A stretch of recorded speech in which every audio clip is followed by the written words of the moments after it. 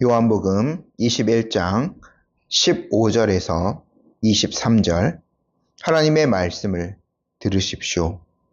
그들이 조반 먹은 후에 예수께서 시몬 베드로에게 이르시되 요한의 아들 시몬아 내가 이 사람들보다 나를 더 사랑하느냐 하시니 이르되 주님 그러하나이다. 내가 주님을 사랑하는 줄 주님께서 아시나이다. 이르시되 내 어린 양을 먹이라 하시고 또 두 번째 이르시되 요한의 아들 시몬아 내가 나를 사랑하느냐 하시니 이르되 주님 그러하나이다. 내가 주님을 사랑하는 줄 주님께서 아시나이다. 이르시되 내 양을 치라 하시고 세 번째 이르시되 요한의 아들 시몬아 내가 나를 사랑하느냐 하시니 주께서 세 번째 내가 나를 사랑하느냐 하심으로 베드로가 근심하여 이르되 주님 모든 것을 아시오매 내가 주님을 사랑하는 줄을 주님께서 아시나이다. 예수께서 이르시되 내 양을 먹이라. 내가 진실로 진실로 내게 이르노니 내가 젊어서는 스스로 띠뛰고 원하는 곳으로 다녔거니와 늙어서는 내 팔을 벌리리니 남이 내게 띠띠우고 원하지 아니하는 곳으로 데려가리라. 이 말씀을 하심은 베드로가 어떠한 죽음으로 하나님께 영광을 돌릴 것을 가리키심이라라. 이 말씀을 하시고 베드로에게 이르시되 나를 따르라 하시니 베드로가 돌이켜 예수께서 사랑하시는 그 제자가 따르는 것을 보니 그는 만찬석에서 예수의 품에 의지하여 주님을 파는 자가 누구 오니까 묻던 자더라. 이에 베드로가 그를 보고 예수께 여짜오되 주님 이 사람은 어떻게 되겠사옵나이까? 예수께서 이르시되 내가 올 때까지 그를 머물게 하고자 할지라도 내게 무슨 상관이냐? 너는 나를 따르라 하시더라. 이 말씀이 형제들에게 나가서 그 제자는 죽지 아니하겠다 하였으나 예수의 말씀은 그가 죽지 않겠다 하신 것이 아니라 내가 올 때까지 그를 머물게 하고자 할지라도 내게 무슨 상관이냐 하신 것이로라. 아멘. 지난 주일 저희가 주님께서 부활하신 다음에 세 번째로 제자들에게 나타나신 장면을 함께 살펴보았습니다. 예수님께서는 제자들에게 약속하신 대로 먼저 갈릴리로 가셨죠. 그리고 그곳에서 제자들을 이미 기다리고 계셨습니다. 제자들은 살기 위해서, 즉 생존을 위해서 다시 물고기 잡는 그물을 잡을 수밖에 없었습니다. 그런데 베드로를 중심으로 7명의 제자들이 그날 밤에 물고기를 잡으려고 하였지만 단 한 마리의 물고기도 잡지 못했습니다. 예수님께서는 그 순간 자신을 드러내지 않은 채로 그들에게 말씀하셨습니다. 그물을 배 오른편에 던져라. 그 결과 153마리나 되는 많은 물고기를 잡는 기적이 일어났습니다. 이 일이 있은 다음에 제자들은 그 목소리의 주인공이 예수님인 줄 알아챘죠. 그래서 베드로가 급히 옷을 입고 주님께로 헤엄쳐서 달려갔고 다른 모든 제자들도 육지로 올라왔습니다. 예수님께서는 추위와 배고픔에 지친 제자들을 위해서 아침 식사를 미리 준비해 놓고 계셨습니다. 숯불을 피우셨죠? 그리고 거기에 물고기를 굽고 빵을 직접 구우셨습니다. 그 따뜻한 식사에 제자들이 초대받았지만 제자들은 아무 말씀도 주님께 드릴 것이 없었습니다. 주님을 따르고자 하였죠. 하지만 배반하였고 뿔뿔이 흩어졌고 도망도 갔습니다. 여전히 실패감 가운데 젖어있던 제자들이었습니다. 그 실패의 자리에 주님은 직접 찾아오셨고 함께 하셨고 그들을 배부르게 먹이셨습니다. 모든 것을 덮어주는 주님의 은혜가 그 아침 식사의 자리에 가득 찼습니다. 이제 식사는 파했습니다. 배고픔은 해결되었고 주님이 피우신 숯불 덕택에 제자들의 몸까지 따뜻하였을 것입니다. 육체적인 문제는 이제 다 해결되었습니다. 그러나 아직 해결되어야 될 문제가 하나 남아 있었습니다. 그것은 관계의 회복입니다. 다른 누군가가 아닌 베드로와 주님의 관계의 회복이 필요하였죠. 주님은 여전히 제자들을 사랑하셔서 제자들을 여러 차례 찾아오셨고 따뜻한 식사까지 대접해 주셨습니다. 하지만 아직 베드로의 마음속에는 주님을 배반하였었다는 그 껄끄러움이 남아 있었습니다. 그 문제가 잘 해결되어야만 베드로는 다시 주님의 사역에 헌신할 수 있을 것입니다.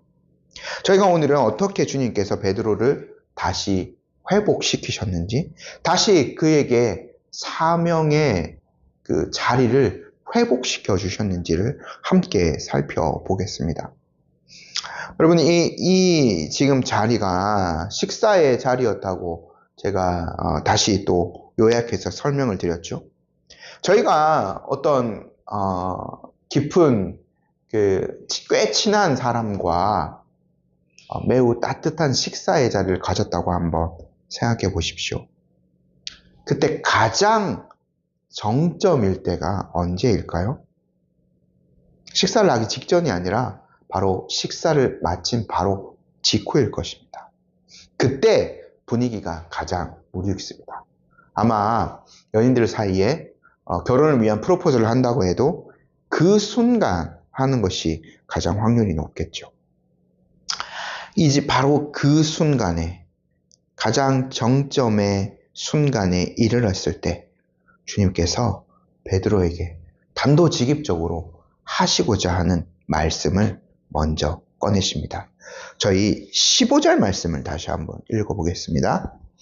그들이 조반 먹은 후에 예수께서 시몬 베드로에게 이르시되 요한의 아들 시몬아 내가 이 사람들보다 나를 더 사랑하느냐 하시니 이르시되 주님 그러하나이다. 내가 주님을 사랑하는 줄 주님께서 아시나이다. 이르시되 내 어린 양을 먹이라 하시고. 예수님은 일방적인 선언의 말을 하시지 않으셨습니다. 그리고 일방적으로 베드로에게 따져 묻지도 않으셨죠. 너 그때 왜 그랬어? 라고 하시지 않았어요. 오히려 또 반대로 너무 그에게 친절을 베풀어서 내가 그냥 예수님께 단도직입적으로 내가 너 그냥 다 용서해 줄게. 다 괜찮아. 이렇게 말씀하시지도 않으셨습니다. 예수님은 단지 조용히 베드로에게 질문을 던지셨을 뿐입니다. 내가 나를 사랑하느냐라고요. 그런데 예수님의 질문을 한번 잘 살펴보면 한 가지 부가적인 것들을 더 하셨죠. 이 사람들보다 이렇게 표현되어 있습니다. 이거는 뭐냐면 사실 예수님의 이 표현 안에는 베드로의 과거의 경솔함이 담겨져 있어요. 그걸 거울처럼 보여주시는 그런 표현이죠. 다락방에서 식사가 있을 때였습니다. 그때 베드로는 주님 앞에서 자신의 믿음을 호언장담하였습니다. 그래서 마태복음 26장 33절에 다 주를 버릴지라도 나는 언제든지 버리지 않겠습니다 라고 말했어요. 그러니까 거기에 있던 다른 11명, 이미 가룟 유다가 빠져나가서 10명이라고 할 수도 있지만 모든 사람이 다 주님을 버릴지라도 나는 언제까지나 주님을 따르겠습니다라고 자신의 믿음을 그렇게 자만하면서 드러내었습니다. 여기에는 뭐냐면 우월감이 숨어져 있는 거예요. 나는 주님과 3년 넘게 항상 가장 가까운 곳에 있었고 다른 제자들보다 주님을 사랑하는 것이 더 월등합니다 라고 우월감에 베드로가 젖어 있었죠. 그런데 베드로가 그 순간에 다락방에서 예수님의 경고하셨던 것처럼 3번이나 주님을 부인하였죠. 그것도 아주 힘이 없는 그런 여종 앞에서까지 예수님을 저주하면서 부인하고 말았습니다. 모든 것을 다 내려놓아 버린 지금 주님은 베드로에게 이렇게 묻고 계신 것이죠. 시몬아, 너의 그 자신감이 무너진 이 순간 너는 아직도 내가 다른 사람들보다 나를 더욱 사랑한다고 주장할 수 있겠느냐라고요. 베드로가 그때 답하죠. 주님, 그러합니다. 내가 주님을 사랑하는 줄 주님께서 아십니다. 베드로는 이제 겸손하게 주님 앞에 대답합니다. 전에는 사랑의 크기를 자랑했었죠. 내가 제일 사랑합니다라고. 근데 이제는 그것을 자랑하지 않습니다. 이제는 진실함을 드러낼 뿐이죠. 주님께서 아시는 그 사랑의 진실함에 호소할 뿐입니다. 예수님은요, 이 질문을 2번 더 물어보시죠. 베드로의 그 답변이 만족스럽지 못했기 때문이 아니에요. 예수님이 아주 특별한 목적을 가지고 2번이나 더, 최종적으로 3차례나 동일한 질문을 반복하시는데요. 저희 16절, 17절은 같이 한번 읽어보겠습니다. 또 2번째 이르시되 요한의 아들 시몬아 내가 나를 사랑하느냐 하시니 이르되 주님 그러하나이다. 내가 주님을 사랑하는 줄 주님께서 아시나이다. 이르시되 내 양을 치라 하시고 3번째 이르시되 요한의 아들 시몬아 내가 나를 사랑하느냐 하시니 주께서 3번째 내가 나를 사랑하느냐 베드로가 근심하였되 주님 모든 것을 아시오매 내가 주님을 사랑하는 줄을 주님께서 아시나이다. 예수께서 이르시되 내 양을 먹이라. 우리 성경에는요, 1번째, 2번째, 3번째 질문 다 예수님과 베드로의 주고받는 그런 답변에 사랑이라는 단어를 똑같이 그냥 반복하는데, 원어적으로는 1번째, 2번째 예수님의 질문에서 예수님은 아가페, 사랑에서 아가페라는 단어를 사용했고, 베드로는 계속해서 필레오, 사랑이라는 단어를 사용합니다. 근데 이제 마지막에 이르러서 17절에 3번째 예수님께서 요한의 아들 시몬아 내가 나를 사랑하느냐라고 물었을 때는 예수님도 언어적으로 이 필레오라는 그 헬라어 단어를 사용하셔요. 근데 이제 뭐 어떤 사람들은 이것을 조금 더 상세하게 풀어서 예수님께서 마지막에는 베드로의 수준에 맞춰서 사랑을 물어보셨다라고 하는 사람도 있습니다.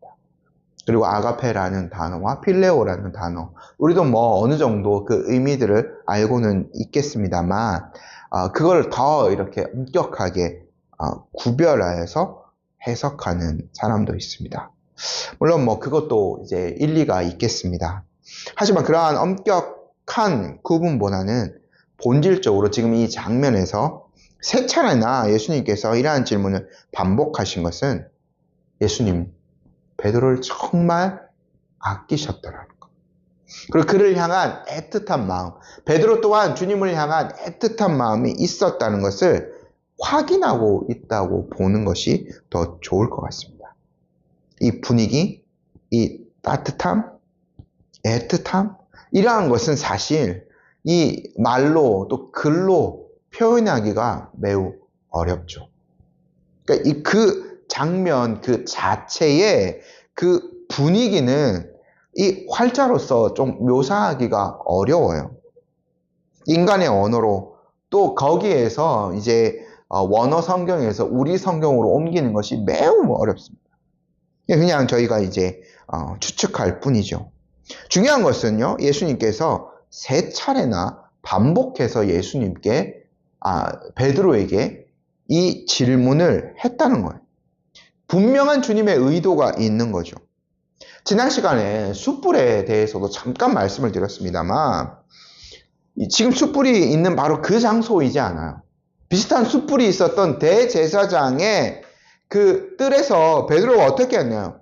주님을 3번이나 모른다고 부인했어요. 이제 비슷한 숯불이 피어져 있는 바로 이 장소에서 주님은 3번이나 베드로에게 자신을 사랑한다라고 고백할 기회를 주세요. 세 번의 부인으로 인한 깊은 상실과 상처를 세 번의 사랑의 고백을 통해서 일부러 그 세 번의 사랑 고백을 일부러 하시게 만드는 거죠. 그래서 그거를 치유하고 계시는 거예요. 17절에 보면 베드로가 마지막 질문을 할 때는 왜 이러시나 아마 생각했을 수도 있어요. 그래서 근심하며 주님 앞에 마지막으로 내가 주님을 사랑하는 줄 주님께서 아십니다 라고 고백하죠. 이 근심, 회복을 위한 회개의 아픔이라고도 볼 수 있는 거죠. 근데 예수님께서 이 베드로의 사랑 고백이 있을 때마다 특별한 명령을 하나씩 내리십니다. 바로 양을 먹이는 목양의 명령을 주시죠. 15절에서는 내 어린 양을 먹이라 하셨습니다. 16절에서는 내 양을 치라 하셨습니다. 양떼를 돌보라는 거죠. 또 17절에도 내 양을 먹이라 이렇게 말씀하십니다.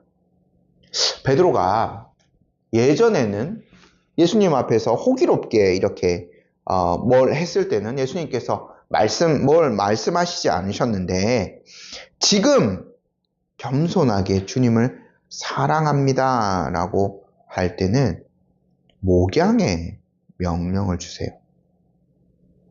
좀 특별하죠. 우리도 마찬가지예요. 우리가 예수님을 향한 사랑을 고백하고 믿음을 고백하고 할 때는 어디 나가서 뭐 길거리에 나가서 예수님 사랑합니다. 아니면 교회에서 두 손을 들고 막 이렇게 크게 뭘 외치고 하는 것이 옳은 것이 아니에요. 물론 감정이 격해서 그렇게 하는 것 조금은 이해할 수도 있겠습니다만 오히려 주님을 향한 사랑이 있다면 다른 사람들을 돌보는 사역들을 해야 되는 거예요. 베드로에게는 특별히 주님의 양떼를 돌보는 사역을 맡겨주세요. 목자가 되는 거죠. 근데 저희가 요한복음 10장을 설교할 때도 좀 목자에 대해서 잠깐 말씀을 드렸습니다만 이게요 굉장히 목가적이고 낭만적인 일이 아니에요. 매우 고단해요. 24시간 내내 양과 함께 있어야 되거든요. 그들과 함께 잠을 자고 그 모든 양의 수발을 들어야 양은 거의 혼자 할 줄 아는 게 없어요. 다 해줘야 되는 거죠. 굉장히 고단한 삶입니다. 목자 자신의 삶은 없어요. 오직 양떼를 위한 삶만 있을 뿐인 거죠. 주님은 베드로에게 이러한 삶을 주세요. 나를 향한 사랑으로 이제는 내가 직접 돌봐야 될 그 양떼를 너에게 위임할 테니 네가 그 심령으로 나를 사랑하는 그 사랑으로 나의 양떼를 돌보라라고 주님이 명령하세요. 그래서 베드로는 이제 주님이 주신 권세, 사도로서 특별하게 주셨던 그 권세, 그리고 주님께서 남기셨던 말씀을 통하여 부지런히 양떼들을 먹이고 돌봐야 하는 거죠. 예수님을 닮은 목자로서의 사역이 시작되는 겁니다. 주님은 이렇게 양떼를 돌보는 목자의 삶이 얼마나 고단하고 어느 자리에까지 나아가야 되는지를 미리 말씀하여 주십니다. 18절 저희 함께 한번 읽어보겠습니다. 내가 진실로 진실로 내게 이르노니 내가 젊어서는 스스로 띠뛰고 원하는 곳으로 다녔거니와 늙어서는 내 팔을 벌리리니 남이 내게 띠띠우고 원하지 아니하는 곳으로 데려가리라. 베드로는 지금도요, 지금 요 순간에도 매여 있는 사람이 아니에요. 어디 잡혀 있지 않죠. 자유로운 사람입니다. 그래서 예루살렘에 있다가 주님이 말씀하신 대로 갈릴리로 왔어요. 자유로웠죠. 자기가 원하는 대로 오고 갑니다. 근데 이제 주님을 대신하여서 주님의 양떼를 먹이는 목자로서 온전한 사명을 받은 다음부터는 어떻게 해야 돼요? 이제는 자유로운 몸이 아닙니다. 사실은. 메인 몸이 되어버렸어요. 예수님께 메인 몸이 되었고 복음의 메인 몸이 되었고 양떼들에게 메인 몸이 되었고 주님의 몸된 교회의 메인 몸이 되었습니다. 어떻게 보면 이제 베드로는 수동적인 삶을 살아가야 합니다. 그 끝이 어디인가요? 보면은 중간에 보면 18절 중간에 보면은 남이 내 팔을 벌리는 곳까지 베드로가 가야 합니다. 이곳은 이 장소는 바로 십자가의 처형을 상징하는 표현이에요. 그 베드로가 훗날 주님께서 지셨던 그 십자가에 달려 순교할 것이라는 예언의 말씀인 거죠. 이렇게 전승에 따르면 베드로가 그렇게 죽었다라고 알려져 있지 않습니까? 그래서 우리가 주님을 온전히 따르는 길이 어떠한 것인가를 잘 아셔야 됩니다. 요즘 사람들이, 저도 이렇게 생일 같은 때, 아이들에게, 이렇게 아빠 꽃길만 걸으세요라는 그런 편지도 받아보고 했는데, 요즘 관용적으로 많이 이렇게 쓰곤 하죠. 아주 행복하고 아름다운 길, 좋은 그런 삶의 길만 걸으시길 바라면서 꽃길만 걸으세요라는 표현을 많이 사용합니다.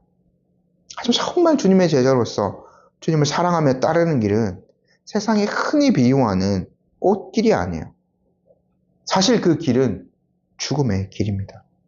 이건 사실 비단 베드로와 같은 전임 사역자만 걷는 길이 아니라 예수님을 온전히 사랑하며 따르는 사람은 세상에서 그런 박해를 받을 수밖에 없어요.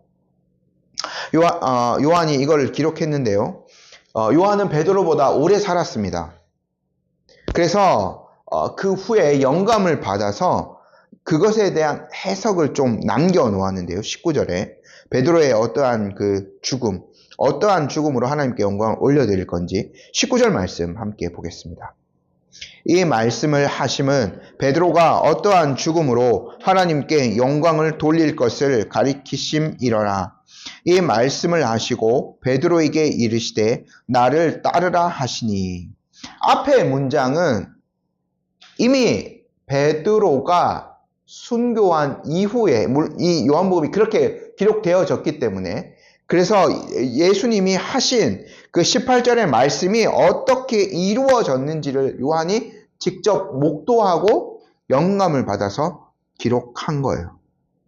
성경에는 그러한 최후까지 기록되어져 있지는 않습니다만, 베드로가, 우리가 아는 이야기로 그렇죠. 베드로가 나는 예수님과 동일한 방식으로 죽을 수 없습니다 라고 해서 십자가형을 당할 때 십자가에 거꾸로 매달려 죽었다는 그 순교의 기록이 있습니다. 작은 여종 앞에서도 주님을 부인하였던 베드로가 종국에는 죽음을 통해 가장 크게 영광을 올려드리는 사람이 되는 거죠. 우리는 이렇게까지 십자가를 직접 지고 이렇게 하진 않습니다. 지금은 그러한 상황도, 지금 우리가 로마 시대에 사는 것이 아니잖아요. 그리고 일부러 이렇게 죽어야 될 필요는 없을 것입니다. 하지만 우리가 일상을 살아가다 보면 모두 다 막닥뜨릴 겁니다. 이렇게 십자가를 지는 것처럼 세상과 부딪히고 고난을 받아야 될 순간들이 자주 다가오죠. 그럴 때마다 우리는 베드로의 마지막, 그리고 주님의 이 말씀을 늘 마음에 새겨야 합니다. 나를 따르라 하신 주님의 그 말씀. 예수님을 따른다면 어떻게 살아야 되는지를 세상이 공격해오는 순간, 마귀가 유혹하는 그 순간마다 우리가 기억해야 되는 거죠. 자, 다시 그 미래에 대한 어떤 예언의 말씀에서 요 현장으로 한번 들어가 볼까요? 근데 이 엄숙하고 영광스러운 그 부르심 앞에 베드로가 섰습니다만, 베드로는 정말 완벽한 인간이 아니에요. 연약함이 늘 따라갑니다. 우리도 마찬가지죠. 습관처럼 잠시 시선을 돌려요. 예수님이 십자가를 지시기 전에도 아까 말씀드렸던 대로 남들과 비교하였던 베드로였는데, 지금 이 순간에도 남을 살짝 의식해요. 20절 말씀 저희 함께 읽어볼게요. 베드로가 돌이켜 예수께서 사랑하시는 그 제자가 따르는 것을 보니 그는 만찬석에서 예수의 품에 의지하여 주님을 파는 자가 누구 오니까 묻던 자더라. 요한입니다. 항상 이 요한복음에서 예수님께서 사랑받는 제자, 사랑하시는 자, 이러한 표현을 보면 요한 자기 자신인데요.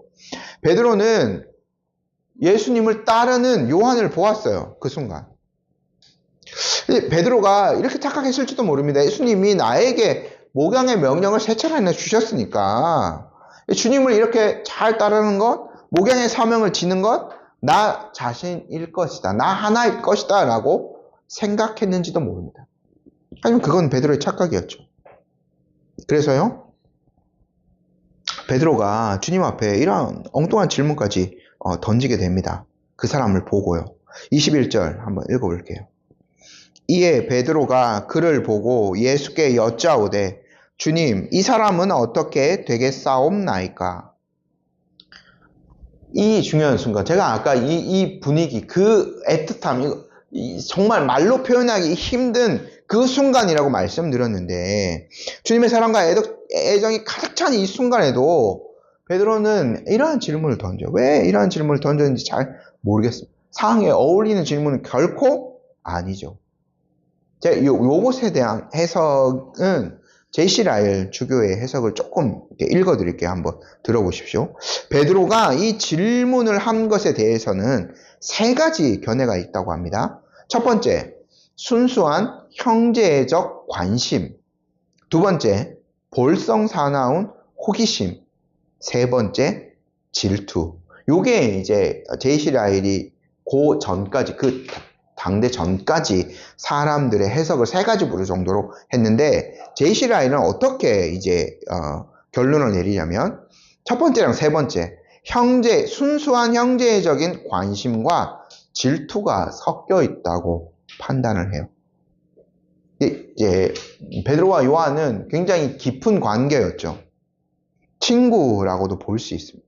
근데 그것에 대한 호기심은 죄는 아닙니다. 그러나 베드로가 주님께 이렇게 질문을 던지는 방식에는 예전에 참견하기 좋아하는 성향이 남아있는 거죠. 내가 이렇게 험한 죽음을 죽어야 된다면 내 형제 요한의 최후는 어떻게 됩니까? 라고 주님 앞에 질문한 거예요. 그러니까 이거는 베드로가 사실은 알 필요가 없는 거죠. 불필요한 호기심이에요. 그래서 예수님께서 베드로에게 매우 단호하게 말씀하십니다. 22절 말씀 함께 읽어볼게요. 예수께서 이르시되 내가 올 때까지 그를 머무게 하고자 할지라도 내게 무슨 상관이냐, 너는 나를 따르라 하시더라. 예수님 여기에서 자신의 주권을 충분히 드러내십니다. 베드로에게는 주님의 목양 사역을 하고 종국에는 남이 띠를 띄어서 순교하는 삶을 예비하셨어요. 그리고 요한은 박해의 상황 속에서도 끝까지 살아남아 마지막으로 주님의 말씀을 기록하고, 그리고 복음서, 이 요한복음서를 복음서 중에 마지막으로 기록하지 않습니까? 그리고 앞으로 되어질 일들, 요한계시록까지 기록할 책무를 주세요. 역사의 기록에서도 보면 사도 요한은 순교를 당하지 않았습니다. 나머지 사도들은 다 복음을 전하다가 순교했다고 기록되어져 있어요. 반면에 요한은요, 매우 질기게도 살아남아요. 그것은 요한 자체가 매우 강한 사람이었기 때문에 그러한 것이 아닙니다. 하나님께서 주권적으로 요한을 그러한 방식으로 사용하신 거예요. 하나님의 그냥 주권이라고밖에 표현할 수 없어요.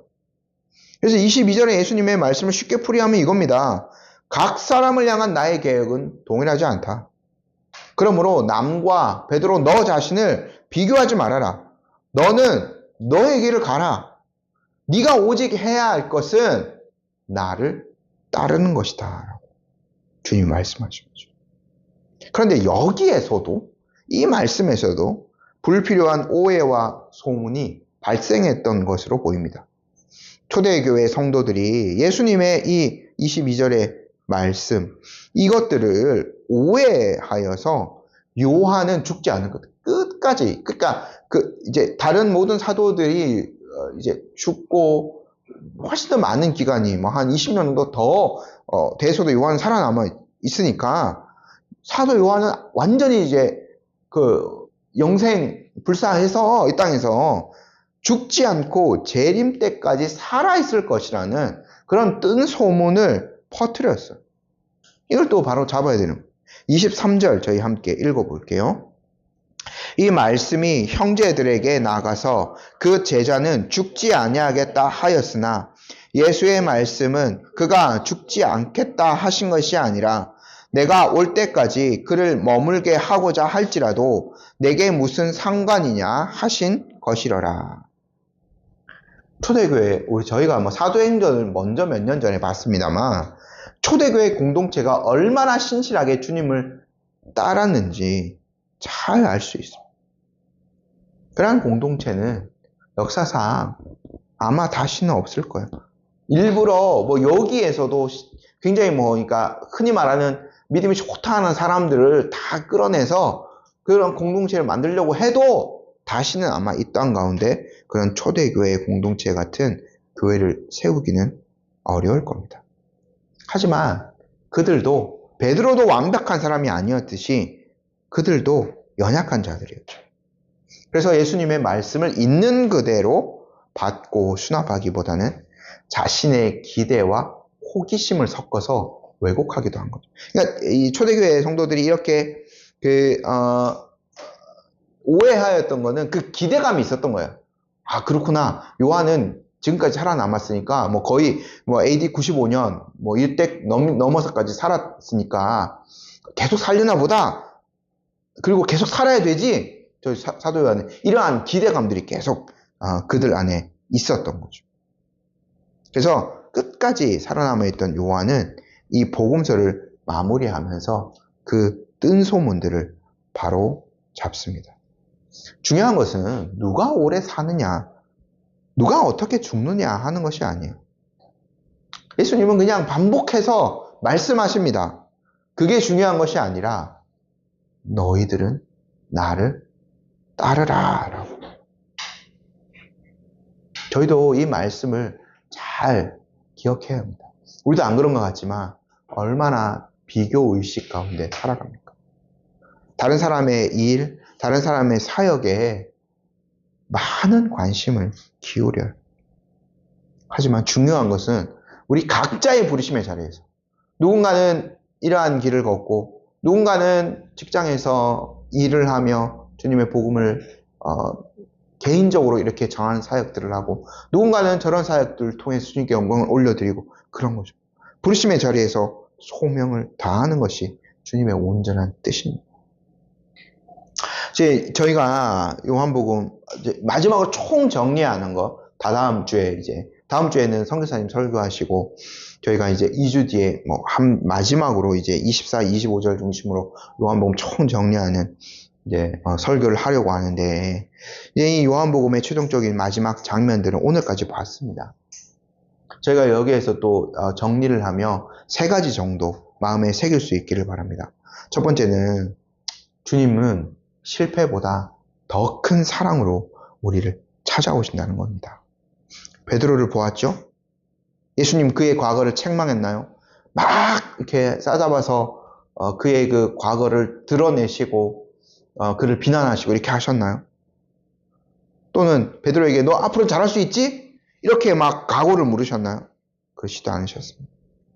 지금 단 한 가지의 질문을 던지셨을 뿐이에요. 네가 나를 사랑하느냐라고. 이 질문이 가장 중요하기 때문에 예수님은 3차례나 물으셨습니다. 우리도 정직하게 이 질문 앞에 설 수 있기를 원합니다. 주님의 제자로 온전히 살아가기 위해서는 우리도 베드로처럼 근심하면서 이 질문에 대답할 수도 있어요. 하지만 내가 주님을 사랑합니다라는 이 고백이 제자의 삶 가운데 가장 중요하다는 것 잊지 말아야 돼요.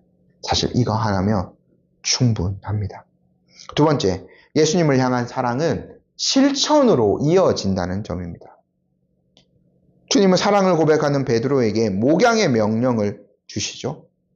밖으로 가서 막 이렇게 뭘 하던가 직접 당신에게 그 사랑을 나타내봐 이렇게 하시지 않고 자신의 양떼들을 돌보는 사역을 맡겨주셨습니다. 우리가 주님을 사랑한다면 막 시끄럽게 떠들고 이렇게 하는 것이 아니라 조용하게 남을 향한 섬김, 공동체를 향한 섬김, 그것으로서 예수님을 향한 사랑이 표출되어야 한다는 것. 교회 안에 연약한 지체들을 돌보고 특별히 다음 세대를 돌보며 사랑으로 양육하고 가르쳐야 합니다. 이것이 주님을 사랑하는 자의 소명입니다. 세 번째 마지막으로 저희는 남과 비교하지 말고 묵묵히 주님의 길을 따라가야 합니다. 다른 사람의 인생, 다른 사람의 사역, 다른 사람이 받는 복에 눈길을 주지 마십시오. 특별히 저희 같은 좀 작은 교회들은 다른 교회 의식하기 너무나 쉽죠. 저도 순간순간 그러한 것에 빠질 때도 있습니다. 하지만 예수님 그러한 것에 관심을 두지 말고 묵묵히 너는 나를 따르라 말씀하십니다. 베드로는 순교로 영광을 올려드렸습니다. 요한은 살아남아서 펜으로 주님의 말씀을 기록함으로 주님께 영광을 올려드렸습니다.